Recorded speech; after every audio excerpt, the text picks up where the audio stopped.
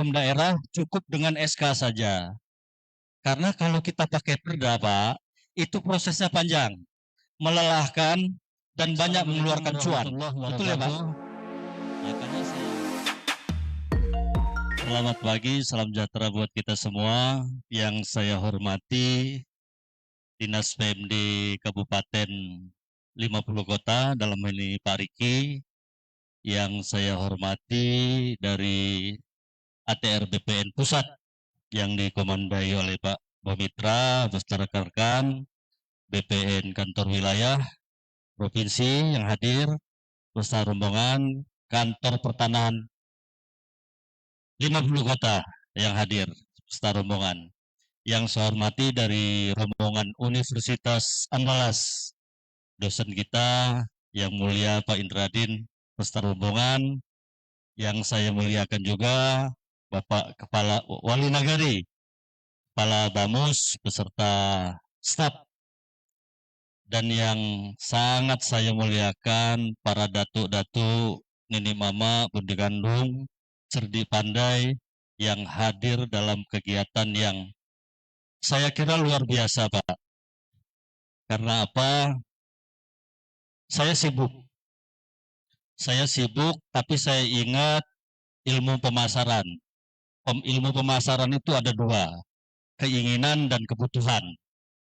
Kalau keinginan saya dapat juga dana dari World Bank, nolnya itu ada 9, Pak. Nolnya ada 9. Kalau juta itu nolnya ada 6. Saya ada 11 yang saya kelola. Tapi itu keinginan. Artinya judulnya itu peningkatan kapasitas aparatur pemerintahan desa seluruh Indonesia. Nah, itu kemarin saya pegang 129 miliar sudah saya lelang, tapi ini lebih dari keinginan, Pak. Ini kebutuhan. Bukan untuk saat ini. Kita semua ini akan selesai. Saya tidak. Ya, kita semua ini akan selesai. Tapi apa yang akan kita tinggalkan nantinya? Nah, itu tadi Pak Wali bilang, kalau kita tidak ada dasar, akan habis tanah kita. Jadi, yang hadir di sini adalah satu momen yang luar biasa. Saya tinggalkan kesibukan saya, Pak. Jadwal saya pending semua. Saya disposisikan kepada kepala seksi saya semua. Saya ingin mengawal ini secara total. Karena ini hajat hidup orang banyak. Bukan di kita nanti untungnya, Pak. Tapi kalau itu sudah tersertifikat, terregistrasi, kita sudah tenang. Ya. Nah, kami Kemendagri sangat support untuk ini. Karena dalam kepemilikan, keterataran, dan pemberian hak itu harus ada subjek hukumnya. Untuk objek hukumnya di kawan-kawan BPN dibantu kawan-kawan UNAN, itu untuk siapanya itu harus dari pemerintah daerah. Yang dasarnya adalah surat keputusan Bupati tentang penetapan dan perlindungan masyarakat hukum adat di Tanjung Haru, Sikabu-Kabu, Padang Panjang. Dan itu harus ada SK-nya. Baru kawan-kawan BPN memberikannya, Pak, ke bapak-bapak atas nama masyarakat hukum adat. Ya, jadi ini program yang sangat luar biasa. Saya minta kerjasamanya. Tidak ada permasalahan yang tidak selesai tanpa mufakat. Betul ya? Nah, siapa tahu nanti dari kawan-kawan BPN memberikan peta indikatif. Ada yang salah, ada yang kurang, ada yang sepengetahuan Bapak. Ya kan, karena yang punya tanah itu bapak-bapak. Ini mama datuk. Ya, jadi itu. Oke. Nama saya Satria Gunawan, jabatan saya Kasubdit. Kasubdit itu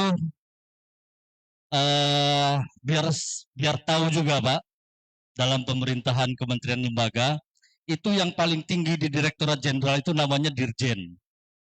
Itu eselon 1, Pak. Dirjen, cuma 1 orang. Umpamanya di pemerintahan desa itu dirjennya satu, namanya Direktorat Jenderal dipimpin oleh Dirjen. Di bawahnya Dirjen itu ada Direktur. Di bawahnya Direktur itu eselon 2. Di bawah Direktur ya ini, yang berdiri di hadapan Bapak. Eselon 3, baru ke eselon 4 baru staf. Jadi gambaran saja, barangkali belum tahu informasi bahwa dalam hal struktural seperti itu. Lanjut, saya membawa rombongan Pak, silakan berdiri Mas Bowo. Ini namanya Mas Bowo, kemarin dapat gelar juga dari mana? Sungai Kemoyang, Datuk Rangkayo Putih Nan Gamua. Jadi orangnya langsung bersalaman, sah. Nanti dibawa itu gelarnya ke Jakarta. Jadi pas banget Pak. Mas Danul silakan, beliau dari Aceh Pak, dari Semelu. Ini kita salah satu teman kami, silakan Mbak Maria. Ini dari Sumatera juga, dari Lampung Pak. Kebetulan masih single Pak. Ya betul ya. Siapa tahu dapat jodoh di Tanjung Haru Sikabu-Kabu Padang Panjang. Amin. Waduh 40 orang nih. Beneran kayaknya. Canda Pak. Oke langsung next. Jadi setiap penyelenggaraan apapun itu Pak, itu harus punya dasar. Betul ya? Dasar kita Muslim, Quran dan hadis. Nah ini dasar hukum. Saya akan membahas dasar hukum, mekanismenya, penyelesaian sengketa, dan pembinaan dan pengawasan. Oke lanjut. Dasar hukumnya ini Pak. Dari atas dulu. Undang-undang nomor Undang-Undang Dasar 45. Pasal 18B tadi. Kawan sudah luar biasa. Saya sangat agak bangga Pak, saya seperti bukan di nagari. Saya seperti di suasana hotel gitu kan. Ada tadi Pak Wali Nagari live katanya. Masya Allah kata saya. Ini kalau tidak jauh, kebetulan saya lagi nyusun disertasi, judulnya Transformasi Digital Penyelenggaraan Pemerintahan. Saya mau jadikan objek nih Pak. Kalau tidak jauh, cuman Jakarta ke sini agak lumayan ya Pak. Saya mau kulitin nih sampai semana. Ini kan harus dibeli Pak. Anggarannya gimana, penerimaan masyarakat apa, ya kan dampaknya apa bla bla bla. Jadi terima kasih atas sambutan dan penyelenggaraannya yang sangat luar biasa Pak Wali Negari. Barangkali saya juga ditonton oleh seluruh nagari yang tidak hadir. Saya sampaikan salam juga yang mengikuti secara online. Yang kedua Undang-Undang 6 tentang desa. Jadi kita desa ini Pak, kita sudah punya undang-undangnya. Jadi kekuatan hukum kita kuat. Kita tahu peraturan di Indonesia ini yang paling tinggi itu apa Pak?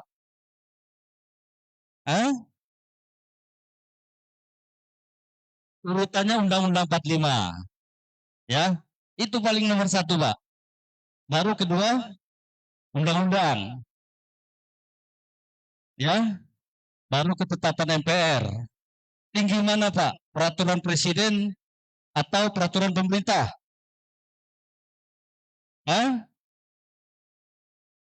Peraturan presiden atau peraturan pemerintah? Oke. Betul Pak, itu ya. Saya yakin, kalau saya yakin itu benar, keyakinan saya itu pasti benar. Karena orang Padang itu pintar-pintar, cerdas-cerdas. Makanya saya menjelaskan ini langsung masuk. Satu output saya yang saya inginkan laporan ke pimpinan, kita sepakat. Sosialisasi ini kita ada kata sepakat. Ya, itu aja dulu. Nanti secara teknis dibicarakan kemudian untuk rapat-rapat. Oke Pak, kita lanjut. Untuk teknisnya adalah peraturan yang kami buat, yaitu Peraturan Menteri Dalam Negeri nomor 52 tahun 2014 tentang pedoman pengakuan dan perlindungan masyarakat hukum adat. Silahkan Bapak download, Bapak baca. Karena ini tugas Pemda Kabupaten yang buat, Pak. Oke, lanjut. Nah, ini kondisi historis masyarakat hukum adat. Di sini, Pak, putusan Mahkamah Konstitusi nomor 31 PUU 2007 telah menentukan tolak ukur adanya kesatuan masyarakat hukum adat beserta hak tradisionalnya. Sebagaimana di pasal 18 Undang-Undang 45 bahwa suatu kesatuan masyarakat hukum adat beserta hak tradisionalnya yang bersangkutan secara nyata de facto masih ada dan hidup aktual eksistensi apabila setidak-tidaknya mengandung unsur ada masyarakat yang warganya memiliki perasaan yang sama, ada peranata pemerintahan adat, ada Pak ya? Masih ada ya? Ada harta kekayaan dan benda-benda adat, ada. Ada perangkat norma hukum adat dan ada wilayah adat. Ini yang kita bahas. Ini hanya sekedar refreshing, Pak. Saya mohon izin tidak menggurui karena kita semua pada tahu. Saya hanya sekedar mereview intinya subjek hukum. Lanjut. Ini mekanismenya. Sebenarnya dalam hal mekanismenya ini fungsinya pemerintah daerah, kabupaten. Karena Bapak menjadi objeknya. Oke, struktur panitia MHA. Jadi sebelum ditetapkan menjadi keputusan bupati terkait penetapan dan perlindungan masyarakat hukum adat, bupati harus membuat SK dulu, yaitu surat keputusan tentang panitia masyarakat hukum adat. Ya Pak Riki ya? Oke. Itu ketuanya Sekda, SKPD Bidangi atau PMD, Kabak Hukum, Camat, sebutan lain, dan Kepala SKPD yang terkait, Kementerian PUPR, dan lain sebagainya. Oke, lanjut. Nah, ini Pak Riki, kawan-kawan PMD, Kabupaten, ada 3 yang harus dilakukan. Yang pertama, identifikasi. Ya, identifikasi masyarakat hukum adat. Jadi setiap tahapan, itu saya mintakan berita acaranya. Kalau ada visualnya, fotonya. Jadi setiap tahapan itu identifikasi, seumpamanya ya, saya minta berita acara, mengetahui wali nagari. Setelah diidentifikasi, kita masuk ke tahapan verifikasi. Tanyakan langsung sama Nini Mama Datuk, bahwa benarkah identifikasi seperti demikian. Setelah itu rapat di kabupaten terkait validasi terkait data-data tersebut. Baru hasil validasi itu jadi dasar produk hukum daerah, yaitu surat keputusan bupati terkait penetapan dan perlindungan masyarakat hukum adat di Nagari Tanjung Harus Sikabu-Kabu Padang Panjang. Oke, lanjut. Nah, ini identifikasinya, Pak Riki.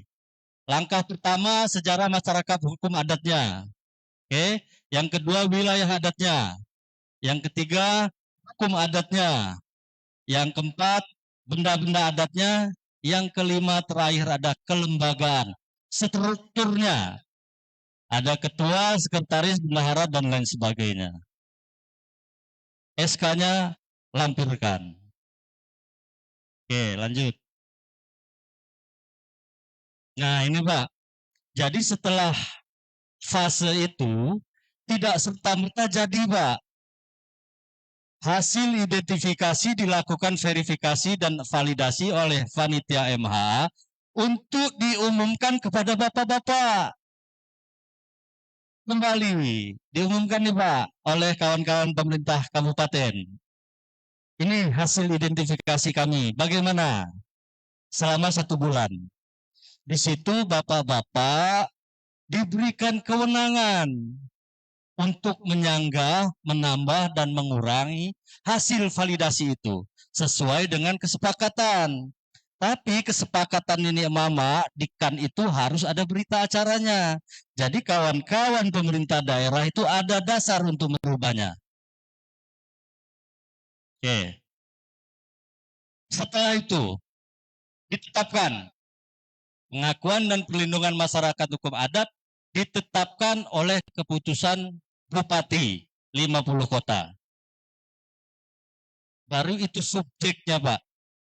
Jadi sertifikat itu nanti akan diberikan kepada di SK itu masyarakat hukum adat atau nagari.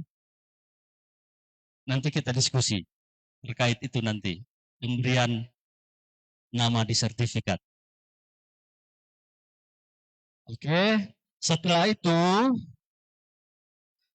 saya tanya ke Bapak-bapak, tanah wilayah ini batasan dengan kabupaten lain tidak? Tidak. Oke, jadi ini tidak dibahas. Kalau dia beririsan, iya, dengan kabupaten mana, Pak? Tanah datar. Artinya satu bidang itu ada sebagian bidang di tanah datar. Oke, nanti kita buka diskusi ya. Kalaupun ada, itu berlaku di poin 2. Artinya, dalam masyarakat hukum adat berada di 2 atau lebih kabupaten kota, pengakuan dan perlindungan masyarakat hukum adatnya ditetapkan dengan keputusan bersama kepala daerah. Jadi harus 2 bupati yang tanda tangan di situ. Oke, nanti kita bahas, Pak. Nanti kita buka diskusi bagaimana keadaan sebenarnya di lapangan. Lanjut. Ini kalau ada sengketa, saya berharap tidak ada. Tapi kalaupun ada, kami sudah menyiapkan rule-nya, aturan mainnya. Silakan. MHA dapat mengajukan keberatan terhadap hasil verifikasi validasi. Boleh, Pak? Kalau ada bahasa dapat, itu hukumnya sunnah. Kalau dapatnya dihilangkan, itu hukumnya wajib. Panitia melakukan verifikasi dan validasi ulang. 1 kali saja untuk merubah itu. Oke? Nah ini, Pak. MHA juga dapat mengajukan keberatan ke petun bila surat keputusan bupati itu setelah terbit. Ya? Bisa dibedakan. Belum di validasi ulang. Kalau belum SK terbit. Tapi kalau sudah terbit, Bapak validasi ternyata ada yang tidak diakomodir, SK sudah terbit, Bapak petunkan. Ya? Oke. Lanjut. Karena kita bicara soal ini, kita bicara hitam di atas putih, Pak. Jadi dalam pengadilan pun apa yang tertulis, apa yang ditandatangani, apa yang disepakati, itulah yang diterima sebagai bukti nyata. Oke, pembinaan pengawasan. Pembinaan pengawasan Kementerian Dalam Negeri melalui Direktorat Jenderal Pemerintahan Desa, kebetulan masyarakat hukum adat itu ada di tusi saya, di tusi kami, untuk pembinaan pengawasannya. Jadi melalui Mas Bowo nanti, ya karena dia di sosial budaya. Dalam hal pembinaan pengawasannya. Setelah itu kami membina provinsi sebagai perwakilan pemerintah pusat di daerah. Provinsi membina kabupaten kota. Itu dalam hal pengawasan. Jadi berjenjang atau hierarki. Selanjutnya dalam hal pelaporan. Pelaporan nanti setelah SK terbit, itu saya minta yang melaporkan itu provinsi, Pak Riki. Surat pengantarnya dari provinsi bahwa telah diterbitkan SK nomor terkait bla bla bla bla. Itu bukan bupati, bukan PMD, tapi provinsi yang mengantarkan ke kami. Baik, lanjut. Nah, ini alasan kami kenapa produk hukum daerah cukup dengan SK saja. Karena kalau kita pakai perda, Pak, itu prosesnya panjang. melelahkan, dan banyak mengeluarkan cuan. Betul ya Pak? Makanya saya simpelkan saja, kami setelah dengan rapat dengan Menkumham dulu sebelum adanya peraturan itu, cukup dengan surat keputusan Bupati terkait pengakuan dan pelindungan masyarakat hukum adat. Tapi ada 2 objek. Ini tanah yang dikelola, Pak. Ini punya kewenangan BPN. Tapi kalau hutan itu punya Kementerian Kehutanan dan Lingkungan Hidup. Itu wajib hukumnya perda. Karena yang diberikan bukan lagi ratusan hektar, tapi ribuan, Pak. Dengan salah satu syaratnya tidak merubah fungsi. Hutan tetap hutan, beda dengan ini. Ini hak pengelolaan lahan. Artinya kalau pengelolaan itu bisa dipastikan ada pandangan atau keuntungan dari sisi ekonomis. Itu bedanya, Pak. Oke. Selanjutnya. Lanjut, dan lanjut, Bapak Ibu. Terima kasih Bapak Ibu. Itu penyampaian saya singkat. Jadi pentingnya subjek hukum. Ya. Jadi kawan-kawan BPN tidak akan memberikan objek itu, Pak, sebelum subjek hukumnya terbit. Jadi kami kolaborasi. Jadi Bapak Ibu sekalian, nanti kita buka ruang untuk diskusi. Saya mohon maaf kalau ada penyampaian saya yang kurang berkenan. Saya akhiri, wabillahi taufik walhidayah. Assalamualaikum warahmatullahi wabarakatuh.